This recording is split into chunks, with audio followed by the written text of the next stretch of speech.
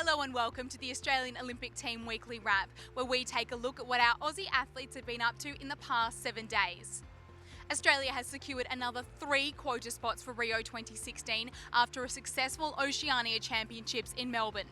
James Conner claimed victory in the men's platform final to secure a spot for next year's Games for Australia, while London silver medalist Brittany Broban won the women's platform and Grant Nell took out the men's 3-metre springboard. Dual Olympian Chris Ericson is a step closer to his Rio dream after being crowned the Australian 50-kilometre race walking champion in Melbourne at the weekend. Ericson's time of 3 hours, 54 minutes and 10 seconds was enough to secure automatic nomination for selection for the Games. While Australia's weightlifters had their first chance to post a Rio qualifier in Brisbane. Gladstone's Tia-Clair Toomey was the standout, smashing all her previous personal best records to leapfrog into the top Aussie women's spot on the Rio qualification table.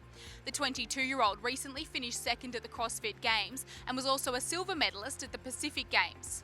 I guess I get into weightlifting and I'm just like, I just really want to just do this because I do know that CrossFit can be a little bit of a negative impact, but I also feel that both of them complement each other. So at this stage, I'm not quite finished with both of them, and I can't really make a decision on which one I prefer, but it's definitely going to the Olympics is definitely something that I've grown up wishing to do since I was in primary school, and so really that's my main focus.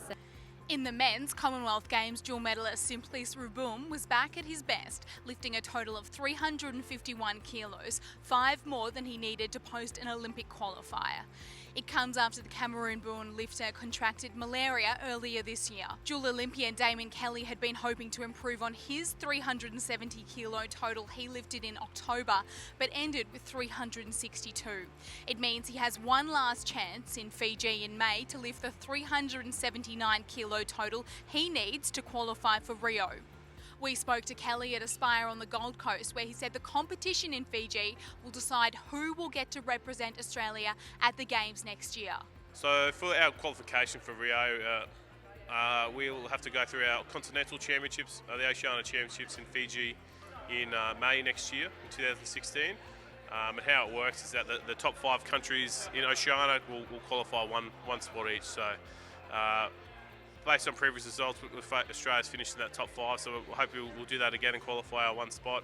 And probably the main competition at the moment, it would be Francois Atundi, so he's probably ahead of me at the moment, but I'm still trying to build back up to my best, and we had a pretty tight competition between us for the 2012 spot as well. The Aussie women's hockey team had to settle for 6th place at the World League after going down 1-0 to the number 1 ranked team in the world, the Netherlands. The Hockeyroos will name their Olympic training squad later this month.